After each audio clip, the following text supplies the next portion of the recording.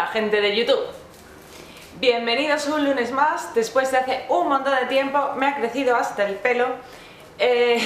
Bueno, bromas aparte, bienvenidos. Lo primero que quiero decir es gracias porque, madre mía, la cantidad de gente que se ha suscrito nueva, así que gracias de verdad, porque hemos llegado a los 1000 y por eso yo tengo mi camisa de platanitos.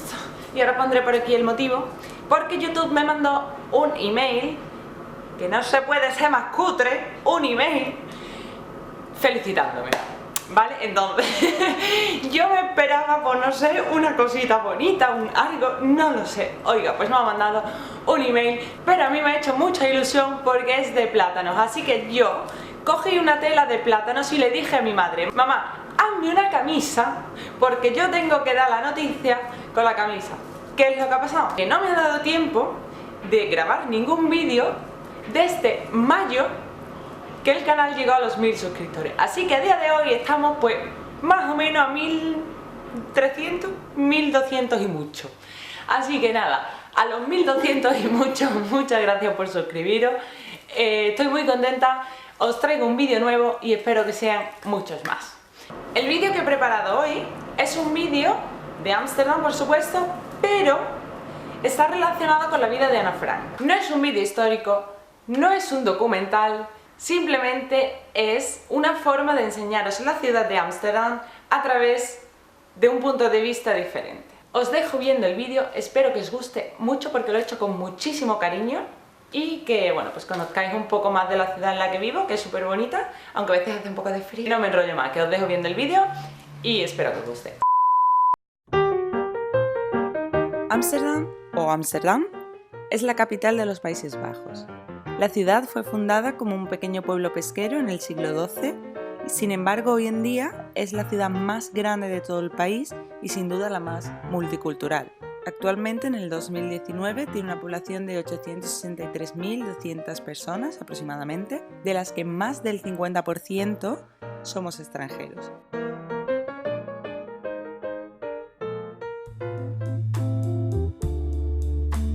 Uno de los barrios más importantes de la ciudad es el barrio judío.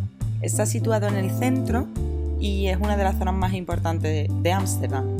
Tiene un tamaño de 1 kilómetro cuadrado aproximadamente, es un barrio muy pequeño.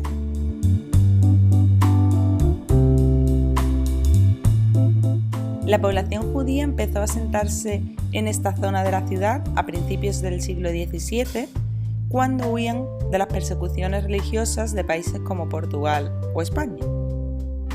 Cuando llegaron a Ámsterdam, construyeron una sinagoga a la que llamaron la Sinagoga Portuguesa, que es la que vemos en pantalla, data del año 1675 aproximadamente. Un momento, ¿ha dicho Sinagoga Portuguesa? Rebobina. Este vídeo está relacionado de forma directa con la Sinagoga Portuguesa de Ámsterdam, así que si no lo habéis visto lo dejo al final en los vídeos recomendados para que vayáis a verlo. Cuando en 1940 la Alemania nazi invadió los Países Bajos, este era el lugar de residencia de más de 60.000 judíos.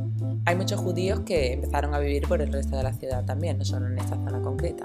Y ese fue el caso de la familia Frank.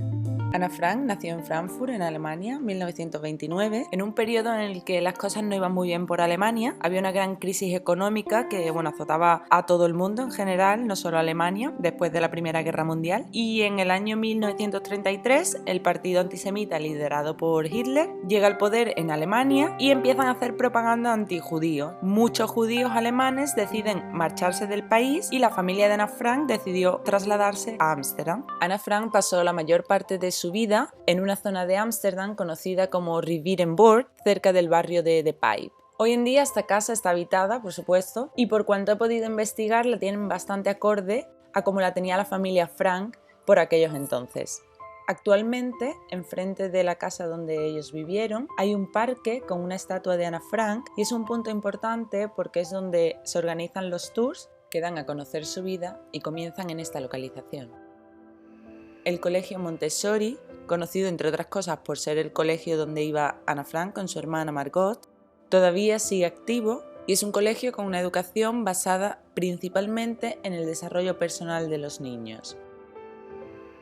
En el año 1941, después de la invasión nazi, los niños judíos tuvieron que dejar sus colegios para ir a otros colegios especiales solamente para judíos.